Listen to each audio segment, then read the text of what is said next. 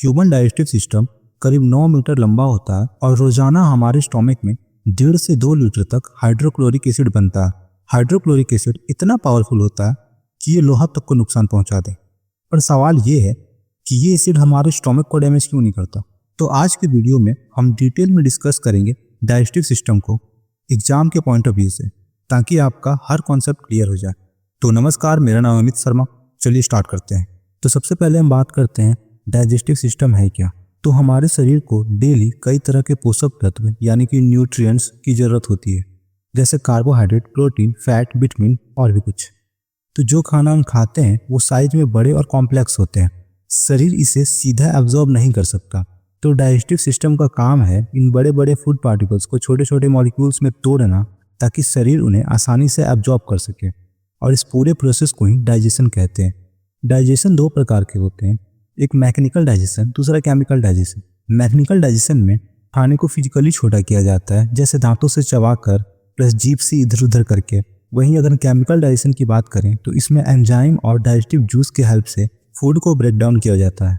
अगर मैं सिंपल शब्दों में कहूँ तो डाइजेशन का मेन गोल होता है खाने को इतना छोटा बनाना कि वो ब्लड स्ट्रीम में एब्जॉर्ब होकर शरीर को एनर्जी दे सके। ह्यूमन डाइजेस्टिव सिस्टम का ये बॉडी डायग्राम है और इसमें उन्हीं पार्ट्स को काउंट किया गया है जो डाइजेशन में हेल्प करते हैं। जब हम कोई खाना खाते हैं तो उसे सबसे पहले बक्कल कैविटी में डाला जाता है। बक्कल कैविटी यानी कि हमारा माउथ। और हमारे माउथ में 2 टाइप का डाइजेशन होता है, मैकेनिकल डाइजेशन और केमिकल डाइजेशन। जब दांतों के हेल्प से उसको तोड़ा जाता है तो उसे मैकेनिकल डाइजेशन, और जब उसी को एंजाइम के हेल्प से तोड़ा जाएगा तो उसे केमिकल डाइजेशन कहेंगे।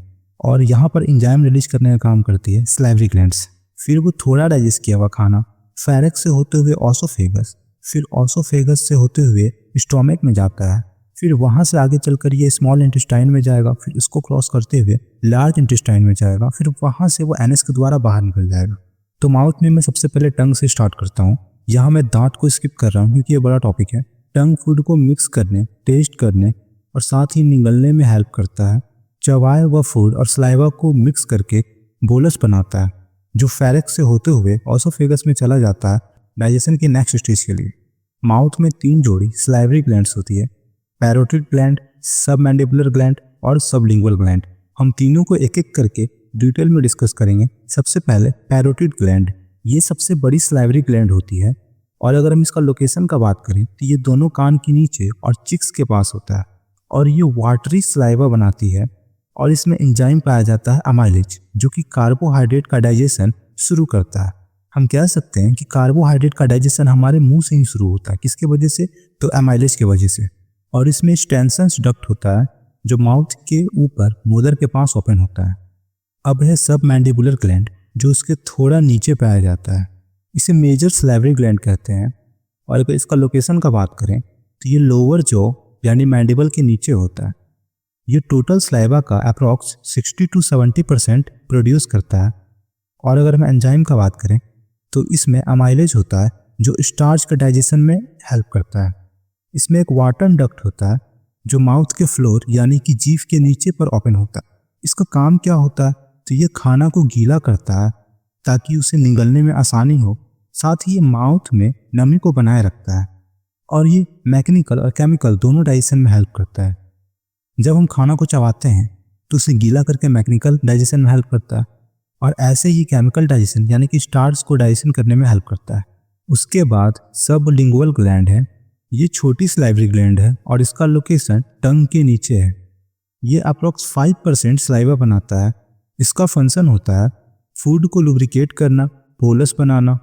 इसमें मल्टीपल स्मॉल डक्ट होते हैं जिसे राइवेनस डक्ट कहा जाता है, जो डायरेक्टली माउथ के फ्लोर पर ओपन होता है, जिसका काम होता है माउथ को मॉइस्चर रखना, डाइजेशन में मदद करना, इससे निगलने में और बोलने में आसानी हो। अगर सलाइवा का पीएच वैल्यू देखा जाए तो 6.8 है और ये एसिडिक नेचर का है।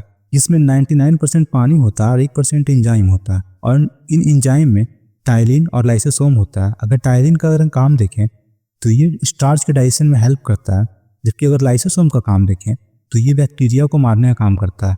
साथ ही ये मुंह की सफाई, बदबू से ये बचाव करता है। माउथ एंड सलाइवरी ग्लैंड्स को देखने के बाद अब हम चलते हैं फेरेक्स की तरफ। अगर हम फेरेक्स को देखें तो ये मुंह का पिछला भाग है जो निगलने में हेल्प करता है, जिसकी लंबाई लगभग 12 सेंटीमीटर होती है। फेरेक्स साउंड क्वालिटी को इम्प्रूव करता है। साथ ही इसमें टॉन्सिल होता है जो बैक्टीरिया और वायरस से लड़ने का काम करता है। टॉन्सिल हमारे इम्यून सिस्टम का एक हिस्सा है। इनका काम होता है बैक्टीरिया और वायरस को आइडेंटिफाई करना, साथ ही उनके खिलाफ बॉडी में इम्यूनिटी को एक्टिवेट करना। और यहीं पर एयर के रास्ते को अलग किया जाता है एपिग्लोट की मदद से। अगर हम फेरेक्स के बाद देखें तो ये एक ट्यूब जैसी संरचना है जो फूड को माउथ से स्टोमक तक ले जाने का काम करती है, जिसे एसोफेगस कहते हैं। एसोफेगस में डाइजेशन का कोई भी काम नहीं होता, ये बस फूड को स्टोमक तक ले जाने का काम करता है। और जब ये फूड को स्टोमक तक ले जाता है तो इस प्रोसेस को कहते हैं पेरिस्टोलिसिस। और जब ये स्टोमक से जाकर जुड़ेगा उससे जस्ट थोड़ा पहले इसमें एक वाल्व पाया जाता है जिसका नाम है कार्डिक स्पिंचर, जिसका मेन काम होता है स्टोमक में जो भी एसिड या फूड है उसको वापस हमारे मुंह में जाने से रोकना। कार्डिक स्पिंचर को पार करने के बाद जो बोलस है वो स्टोमक में जाएगा और यहाँ पर इसे गैस्ट्रिक जूस और मल्टीपल एंजाइम्स के द्वारा तोड़ा जाएगा। तो अगर हम यहाँ स्टोमक की दीवारों की बात करें तो इसमें 4 लेयर होती है। सबसे अंदर वाला म्यूकोसा, उससे थोड़ा बाहर सब म्यूकोसा, उसके बाद मस्कुलरिस, उसके बाद सेरोसा जो सबसे बाहरी लेयर है। म्यूकोसा ये इनर मोस्ट लेयर है। इस लेयर में गैस्ट्रिक ग्लैंड्स होते हैं जो एचसीएल, पेप्सिन और म्यूकस बनाते हैं। ये डाइजेशन की मेन जगह होती है और यहाँ बनने वाला म्यूकस एचसीएल से स्टोमक की दीवारों को प्रोटेक्ट करता है। तब म्यूकोसा इस लेयर में ब्लड वेसल्स, लिम्फ वेसल्स और नर्व्स होते हैं। ये म्यूकोसा को न्यूट्रिएंट्स और ऑक्सीजन सप्लाई करता है। उसके बाद मस्कुलरिस एक्सटर्ना जो 3 लेयर में होते हैं, आउटर, मिडल और inner muscles layer. Inner muscles layer जिसे ऑब्लिक मसल्स लेयर भी कहते हैं, ये मस्कुलरिस एक्सटर्ना का पहला यानी कि इनर मोस्ट पार्ट। ये फूड को ग्राइंड करने में मदद करता है। उसके बाद है मिडल मसल्स लेयर जिसे सर्कुलर मसल्स लेयर भी कहते हैं। मस्कुलरिस एक्सटर्ना का दूसरा पार्ट जो काइम को घुमाकर मिक्स करने का काम करता है, ये पॉलरिन स्पिंचर भी बनाता है। Third layer outer most layer है जिसे लॉन्गिट्यूडनल मसल्स लेयर भी कहते हैं। मस्कुलरिस एक्सटर्ना का बाहर वाला पार्ट्स जो पेरिस्टालिसिस में हेल्प करता है। सेरोसा स्टोमक का सबसे बाहरी लेयर है जो स्टोमक को बाहर से प्रोटेक्ट करता है। स्टोमक अंदर से 4 भागों में बटा होता है, cardia, fundus, body, pylorus. Cardia stomach का सबसे ऊपरी भाग होता है और ये ओसोफेगस से जुड़ा रहता है। उसके बाद है फंडस जिसका आकार डोम शेप जैसा होता है और ये कार्डिक के बाद आता है। इसका काम है अनडाइजेस्ट फूड को स्टोर करना और यहाँ से गैस रिलीज करना। फिर है बॉडी यानी कॉर्पस, ये मेन भाग है जहाँ पर फूड के साथ गैस्ट्रिक जूस को मिक्स किया जाता है। लास्ट पार्ट है पाइलोरस जो स्टोमक का सबसे आखिरी में होता है और ये जुड़ा होता है स्मॉल इंटेस्टाइन से। अब मैं बता दूं कि जब स्टोमक से डाइजेस्ट किया हुआ फूड निकलता है तो उसे हम नाम देते हैं काइम, और स्टोमक के अंत में एक वाल्व होता है जिसे कहते हैं पॉलरिक स्पिंचर। अब इसका काम होता है स्टोमक के द्वारा डाइजेस्ट किया हुआ फूड को आगे पास कर देना, लेकिन आगे पास किया हुआ कोई भी चीज़ वापस अंदर नहीं आने देना।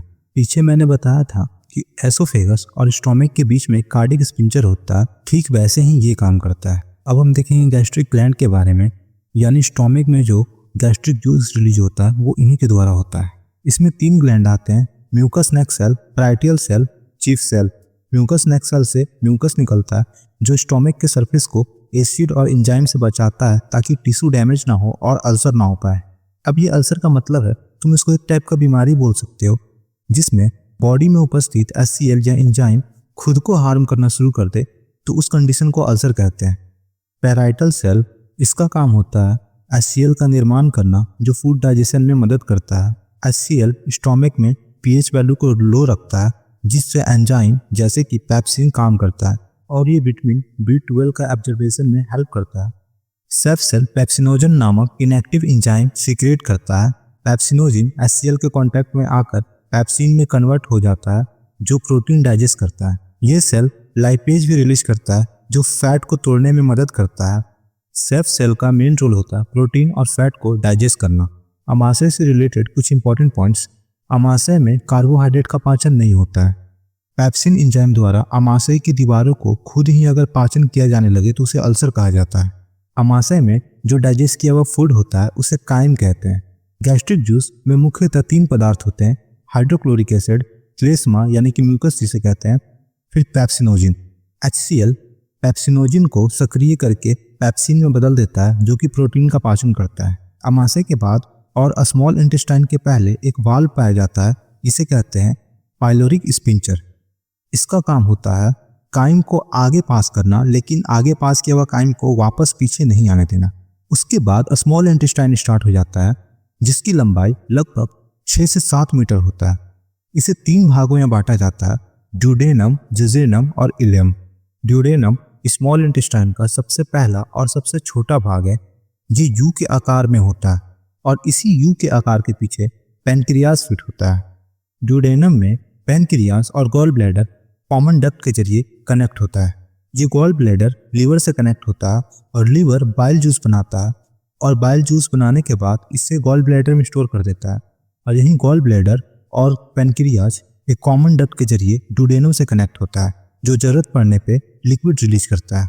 लीवर डाइजेशन के अलावा डिटॉक्सिफिकेशन और न्यूट्रिएंट्स को प्रोसेसिंग भी करता है। बर्नर्स ग्लैंड ड्यूडेनम का ग्लैंड है जो अल्कलाइन म्यूकस से एसिड को न्यूट्रलाइज कर देता है। अब हम हार्मोन्स को देखेंगे जो स्मॉल इंटेस्टाइन में डाइजेशन में हेल्प करता है। गैस्ट्रिन, ये हार्मोन स्टोमक के सेल द्वारा रिलीज होता है और गैस्ट्रिक जूस का प्रोडक्शन बढ़ाता है जो खाने को तोड़ने में मदद करता है।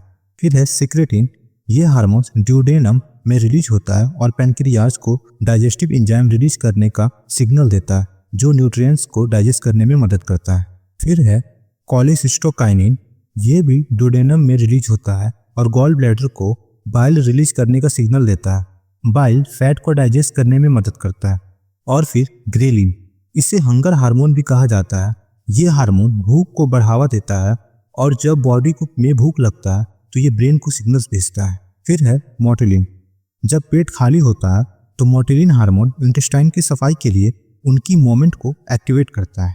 फिर है ड्यूडेनम के बाद जेजेनम, जिसकी लंबाई 2.5 मीटर तक होती है और 4 सेंटीमीटर मोटा होता है। स्मॉल इंटेस्टाइन में न्यूट्रिएंट्स का जो एब्जॉर्बेशन होता है मैक्सिमम वो जेजेनम में ही होता है। जेजेनम 4 लेयर से बनी होती है।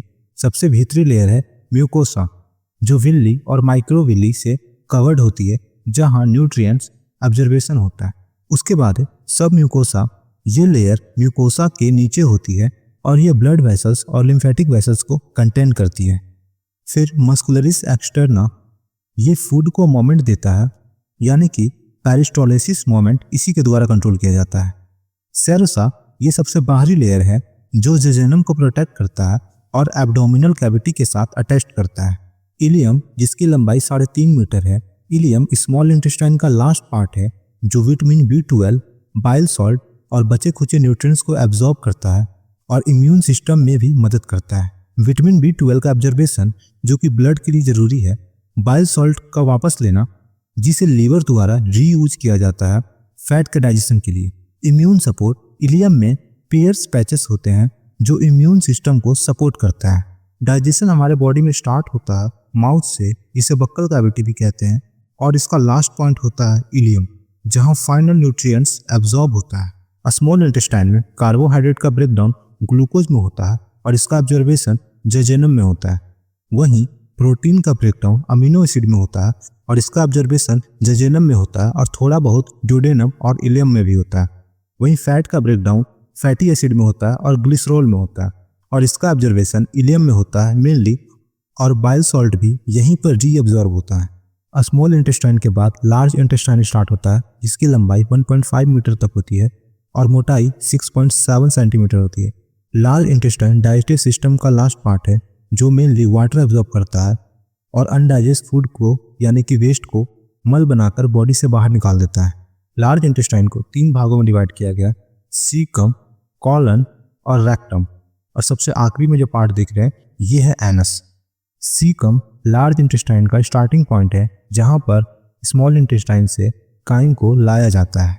उसके बाद है कॉलन जो सबसे बड़ा हिस्सा है और 4 पार्ट में डिवाइड होता है, ascending colon, transverse colon, descending colon और सिग्मोइड कॉलन। और रेक्टम वो पार्ट है जहां पर वेस्ट यानी कि मल को इकट्ठा किया जाता है और लास्ट में एनस के द्वारा उसे बाहर निकाल दिया जाता है। सीकम की लंबाई 6 सेंटीमीटर है और इसमें एक म्यूकस ग्लैंड पाया जाता है जिसे श्लेष्मा रस ग्रंथि भी कहते हैं।